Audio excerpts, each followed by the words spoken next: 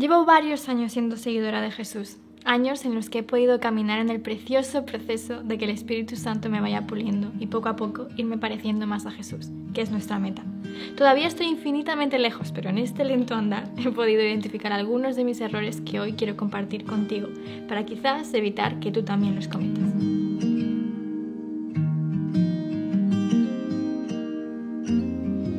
Cuando le entregué mi vida a Jesús, estaba súper hambrienta de conocimiento. No podía parar de aprender y empecé a leer muchos libros, escuchar a los mejores predicadores por internet, etc. Incluso empecé a poner pósters en mi habitación de grandes pensadores como C.S. Lewis o Chesterton. Las chicas de mi edad tenían fotos en su pared de Harry Styles y yo de C.S. Lewis. Y aunque suene gracioso en sí mismo y en sí mismo no tenga nada de malo, yo había convertido a estos pensadores un poco como mis dioses e incluso los admiraba más de lo que admiraba a Jesús, lo que es un pecado. Poco a poco iba conociendo más de la vida de mis autores y predicadores favoritos y como los tenía en un lugar tan alto, en el lugar que solo le debe pertenecer a Jesús, pues me enteraba de sus errores, de sus debilidades, fallos y pecados y se me caían. Y yo me sentía tremendamente desilusionada, como si no fueran humanos. Después de varias experiencias así, me di cuenta que nunca iba a encontrar a una persona que no se cayera de ese altar, porque es un lugar que solo tiene el nombre de Jesús. Es su sitio. Y cualquier otra persona que intente usurpar su sitio no durará mucho, porque no es él. Es un simple humano, como tú y como yo. Ahora, eso no significa tampoco que no admiremos a ciertos líderes espirituales, pero siempre tenemos que hacer un examen de nuestro corazón para asegurarnos que no está ocupando el lugar que solo le pertenece a Jesús.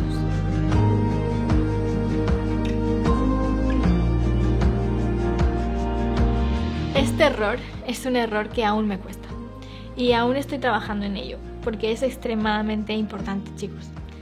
El Evangelio no es para quedártelo y ya está. Un día leí una frase de una apologeta que me marcó. Si no predicamos el Evangelio, se puede deber a dos razones.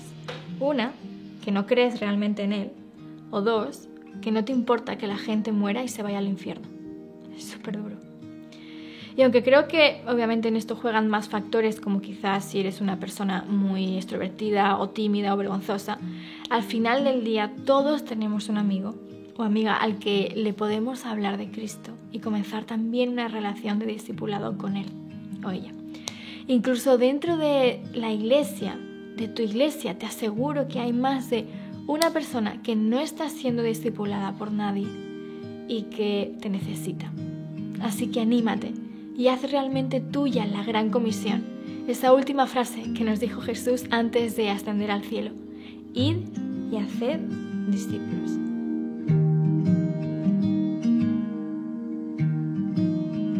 Esto es algo que, aunque parezca lo más simple del mundo, es extremadamente importante y poderoso. Cuando Jesús se retiró al desierto y fue tentado por el diablo, su arma fue solo la palabra. Y necesitamos urgentemente seguir ese ejemplo.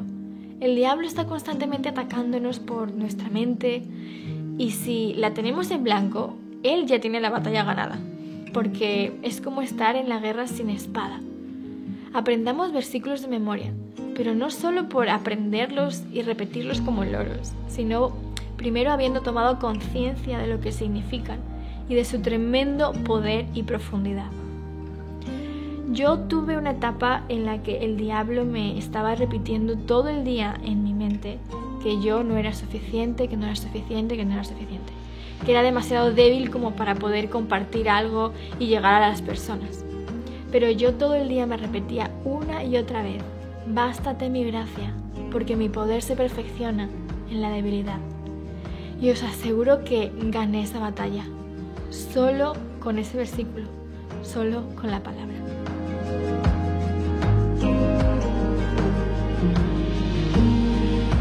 Este error es uno gordo y que hizo mi vida de oración completamente aburrida por mucho tiempo.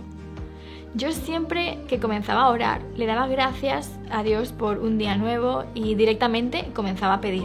pedir. Señor, te pido por esto, por lo otro, dame. Pero en una escuela bíblica de verano, Betania, que ahora tengo el enorme privilegio de dirigir junto a mi esposo, aprendí que la oración va mucho más allá. En la oración modelo que nos dejó Jesús, el Padre Nuestro, vemos que Jesús pasa por muchas otras habitaciones antes de llegar a la habitación de pedir. Pasa por la habitación de la relación, donde reafirma su título de hijo y reafirma que Dios es su Padre. Y después pasa a adorar a Dios. Santificado sea tu nombre. Y ahí también nosotros nos podemos quedar un rato en esa habitación, simplemente adorando a Dios, diciéndole cosas bonitas y lo que es para nosotros. Y pasa por muchas otras también, antes de pedirle por el pan de cada día. Si queréis que profundice un poco más en este modelo de oración, dejádmelo en los comentarios y puedo hacer un vídeo exclusivamente de esto. Pero en conclusión, no solo pidas en tu oración. Aunque a Dios le encanta que le pidamos, no sabes lo bueno que es para ti, lo bueno que es para tu alma adorarle, darle gracias por lo que es, por lo que te ha dado, por lo que no te ha dado, pedirle perdón, perdonar, todas estas habitaciones. Y todo esto y más debería ser parte de nuestra oración. Y de verdad que si lo es, va a cambiar tu vida, como cambió la mía.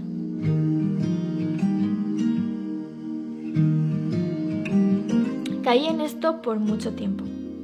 Juzgaba mucho a las personas, pero nunca me acercaba a ellas.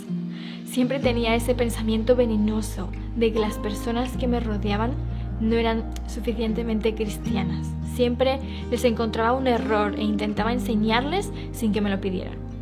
No sabéis la cantidad de gente que he perdido por no haber llorado con ellos, por su dolor, sino haberles hecho sentir peor, como si no hubieran tenido la suficiente fe. Hasta que me tocó a mí. El dolor tocó a mi puerta y mis propias palabras que había dicho en el pasado me perseguían y pisoteaban. Fue ahí cuando me di cuenta que antes me creía tan perfecta cristiana que era como si mis palabras y actos dijeran que no necesitaba a Dios. Pero cuando me rompí, sentí una noche como Dios me decía: tú eres la que más me necesita, no puedes sin mí. Una de las personas a las que más había juzgado y con la que había sido extremadamente dura era mi hermano. Y esa noche lo llamé llorando y le pedí perdón. Os aseguro, chicos, que una vez miras al dolor cara a cara, a los ojos, y te das cuenta de tu fragilidad y de cuán perdidos estamos sin ver a Dios, si estamos sin Dios, no puedes volver a mirar con ojos de juicio a nadie, porque aprendes que al igual que tú, cada uno está librando su propia guerra, su propia batalla, y si quieres ayudar a alguien, siempre será desde la cercanía, la misericordia y el amor.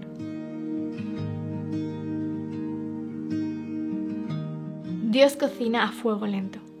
A veces yo me desesperaba porque veía que había tantas cosas que tenía que cambiar y de alguna forma me sentía que daba un paso adelante y 3 hacia atrás. Me agobiaba y me latigaba a mí misma, no literalmente, claro, pero yo tenía menos paciencia conmigo que Dios. Y he aprendido con el paso de los años que los procesos del cristiano no son como el McDonald's, son como una comida hecha en casa a fuego lento, pero más contundente en el paso del tiempo. Todos los días le pido al Espíritu que me ayude a cambiar ciertas cosas y que haga en mí visible cada fruto suyo. Pero si en algún momento doy un paso hacia atrás y fallo, entonces le pido que me levante y que continuemos hacia adelante. La meta, chicos, no es no caer nunca, porque caeremos, sino que al final de tu vida puedan decir de ti: esa persona siempre fue a mejor, siempre siguió adelante y no perdió la fe. Gracias por haber visto este vídeo. Si te ha gustado, te animo a que te suscribas, le des like y que lo compartas con alguien que creas que lo pueda necesitar.